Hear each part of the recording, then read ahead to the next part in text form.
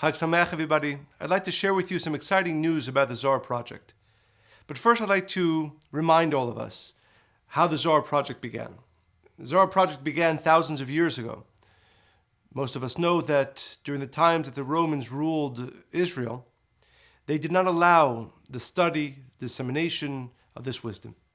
And Rav Shimon Bar Yochai was adamant about the need to continue to teach, to disseminate this light, this wisdom, because he knew what the Kabbalists have known for thousands of years, that it is only with the dissemination of the light, of the wisdom of Kabbalah, specifically the light that is within the Zohar, that a true change can come to our world, that the pain, suffering, and death that exists in our world can end.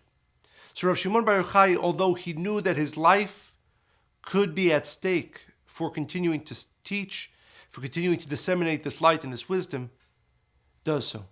The Romans decide they are going to kill him, kill Rabbi Shimon Bar Yochai, as they killed his teacher, Rabbi Akiva. Rabbi Shimon Bar Yochai runs away into a cave, and for 12 years he studies there with his son Rabbi Elazar, and all the great souls throughout history, Moses, Elijah the prophet, they all come and take part in the revelation of what we know as the Zohar. Within the Zohar, the Kabbalists teach, was enclosed all the light that we individually and that the world collectively needs to bring an end to pain, suffering, and death. And from that moment on, when it was revealed by Rav Shimon Bar Yochai, it was still, we know, concealed. It was only about 1,000 years ago in Spain when the Kabbalists finally reawakened this light, found anew the light of the Zohar, and from that moment on it became clear that the only way to truly change our world, the only way for the individual to change completely, is by availing oneself and making available to the world the great light that is within the Zohar. Whenever we speak of the Zohar, whenever we speak of the Zohar Project, we have to first have clarity about what it is. It is not a set of books. It is not a book. It is not even wisdom. It is supernal light. It is the greatest light ever revealed in our world. And it is only as this light becomes prevailing in our world, as this light becomes disseminated completely in our world, that the true change that we are all working for, that we all desire, can take place. And the Kabbalists have taught this for thousands of years. And Rav Shimon Bar Yochai, Rav Isaac Luria, the Baal Shem Tov, Rav Ashlag, Rav Brandwein, they all taught that it is of utmost importance that the light of the Zohar be found in every single home, available to every single person. But it was only when the Rav, not that many years ago, decided to create the Zohar Project that it became a real possibility. That millions and billions of people all over the world will have access to the great light of the Zohar. And that is the seed. That is where this Zohar Project began. And over the past number of years, there have been great strides made. Hundreds of thousands of Zohars disseminated, millions of people having access to this light, to this wisdom. But now we want to go even further. Because as it is clear, the Zohar says in the words, Bahai Sifra Yifkun Min Galuta. Only with the dissemination of the light of the Zohar will pain, suffering, and death, or as the Kabbalists call it, the Gemara Tikkun, the end of the correction, occur. And in order to reawaken, to re-inspire all of us to this important work, I'd like to remind all of us that really the Zohar Project has 4 main parts, 4 legs of this great work. The first part is education. Because as the Kabbalists teach, consciousness is everything. 2 people can have the Zohar. If one of them has a greater appreciation, knowledge, understanding of its light, of its power, he will receive more light from it. The other person who has the Zohar will receive some light from it. But if they do not have an appreciation, have an understanding of the great light that exists within it, the amount of light that they will receive will be less. And therefore the first pillar of this work is education. And this is true for every single one of us who already knows about the Zohar, who maybe already uses the Zohar, but it is certainly important for the rest of the world.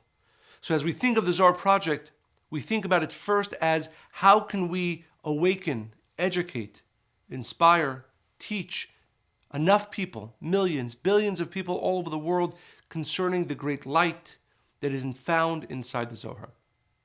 One of the important steps that we are taking, we are creating a new site called Zohar.com, through which we know that we will be able to reach millions of people and educate them and give them the beginning access to this great light.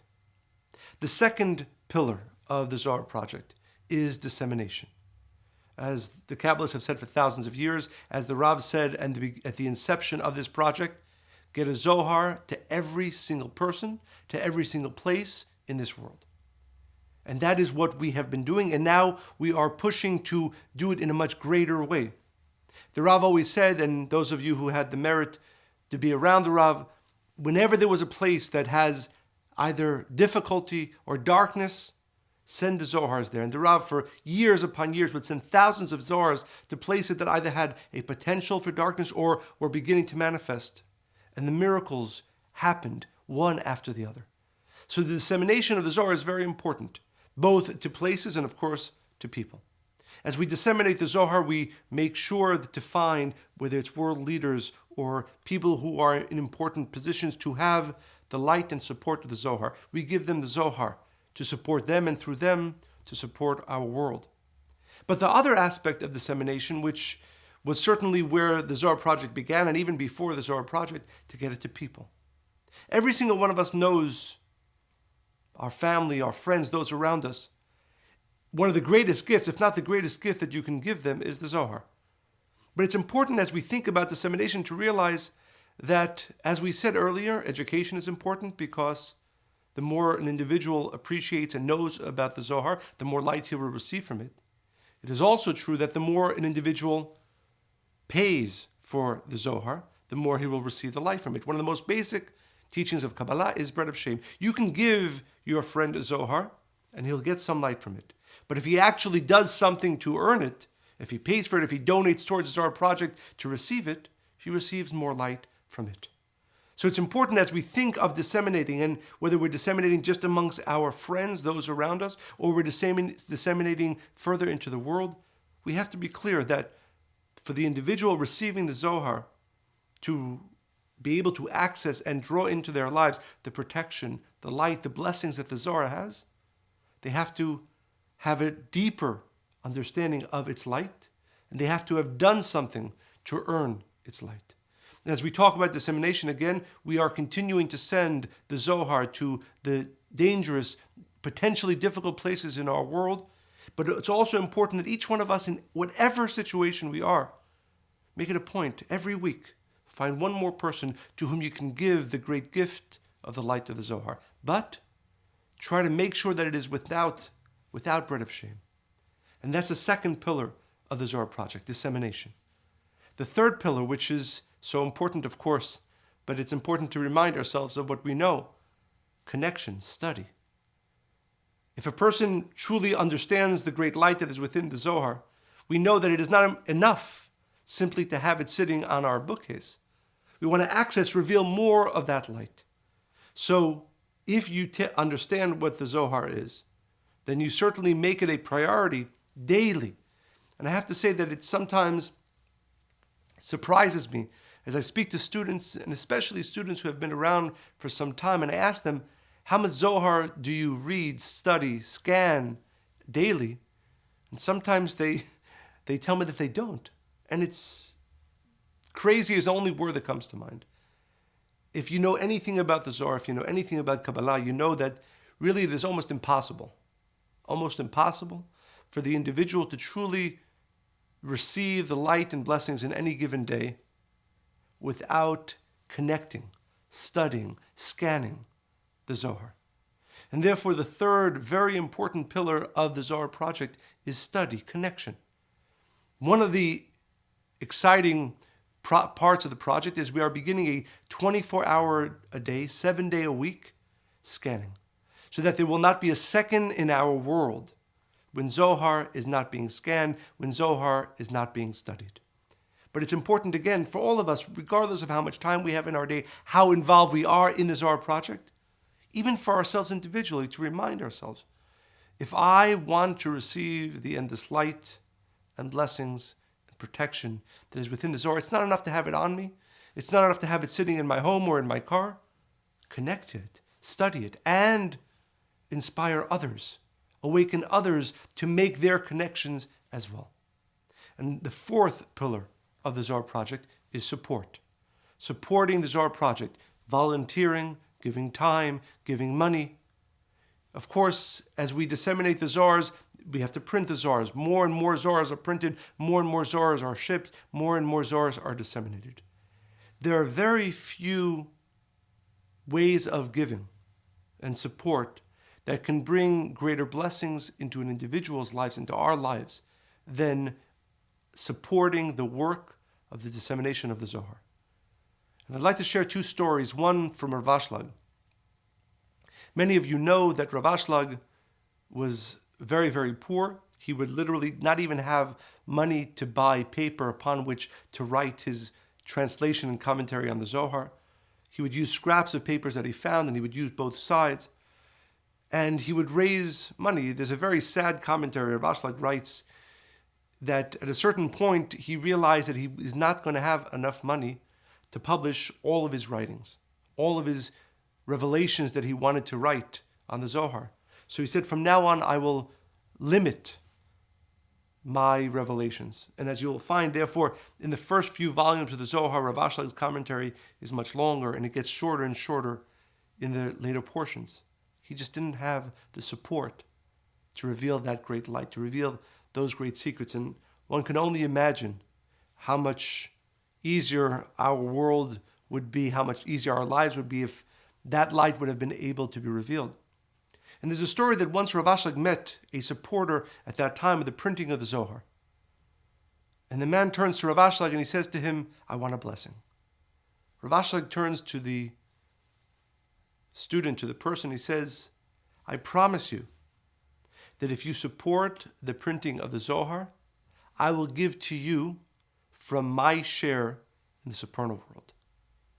Rav Ashlag says, I will give you my share of supernal blessings. Because Rav Ashlag knew that there are very few things that one can do in this world because of the effect that it could have on this world, that can bring as much light and blessings both in this physical world and the supernal worlds, in the spiritual worlds, than the assistance and the support and the dissemination of the Zohar. The other story is, as many of you know, when my father, the Rav, lived in the United States, his teacher, Rav Brandwein, lived in Israel. And the Rav would study with his teacher in many ways, and one of them was through the letters. And there's one letter that Rav Brandwein writes to my father, to the Rav, and he says to the Rav, he says, when it comes to speaking to people about what they can receive, blessings and light that they can receive from assisting in the printing, in the dissemination of the Zohar, in our terms, in the Zohar Project, Rav Brandwein says an amazing thing. And Rav Brandwein was very careful with his words.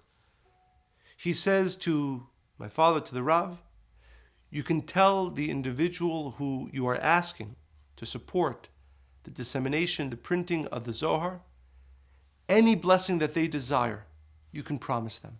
Any blessing they desire, you can give them, because there's nothing greater that can be done to bring light into this world than the printing, the studying, the dissemination of the light of the Zohar. And therefore, the fourth pillar of the Zohar Project is support, either by volunteering or financial support, to enable the Zohar Project not only to grow, but to achieve its ultimate purpose. And I'd like to share with you a small group of students are traveling Lag B'Oomer from New York to New Orleans. Many of us, of course, know what has happened in New Orleans over the past few years.